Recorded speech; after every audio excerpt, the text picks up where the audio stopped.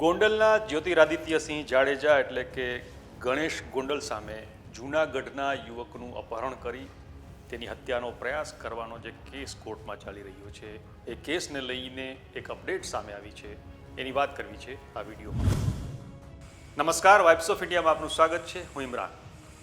ગોંડલના પૂર્વ ધારાસભ્ય જયરાજસિંહ જાડેજા અને વર્તમાન ધારાસભ્ય ગીતાબા જાડેજાના દીકરા જ્યોતિરાદિત્યસિંહ જાડેજા એટલે કે ગણેશ ગોંડલ સામે જૂનાગઢના દલિત યુવક સંજય સોલંકીનું અપહરણ કરી એને માર મારી એની હત્યાનો પ્રયાસ કરવાનો જે કેસ દાખલ થયો છે એની સુનાવણી જૂનાગઢની એટ્રોસિટી કોર્ટમાં ચાલી રહી છે.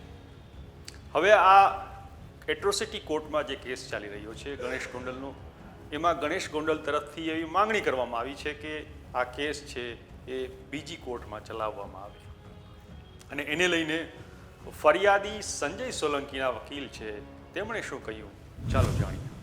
દલિત યુવકનું અપહરણ કરી અને જાનથી મારી નાખવા એટલે કે હત્યાના પ્રયાસના ગુનામાં એટ્રોસિટી કોર્ટમાં ગણેશ જાડેજાએ હાલ એક અરજી કરી છે. જે અરજી છે એ જૂનાગઢ એટ્રોસિટી કોર્ટમાંથી બીજી કોઈ પણ અન્ય જગ્યાએ આ કેસ છે એમની ટ્રાયલ છે એ બીજી કોર્ટમાં ચાલે એ બાબતની અરજી કરી હતી, જેની આજરોજ મુદત હતી.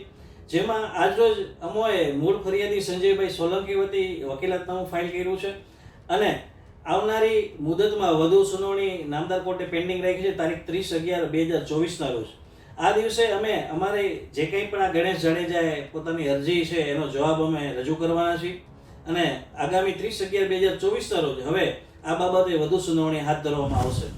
તો આ રીતે ગોંડલના ગણેશ જાડેજા એટલે કે જ્યોતિરાદિત્યસિંહ જાડેજા સામે જૂનાગઢના યુવકની જે ફરિયાદ છે ને એનો જે કેસ ચાલી રહ્યો છે જૂનાગઢની એટ્રોસિટી કોર્ટમાં, એને લઈને ગણેશ ગોંડલ તરફથી એવી માંગણી કરવામાં આવી છે કે આને બીજી કોર્ટમાં લઈ જવામાં આવે અને એને હવે પછીની સુનાવણી છે એ 30 નવેમ્બરના થવાની છે.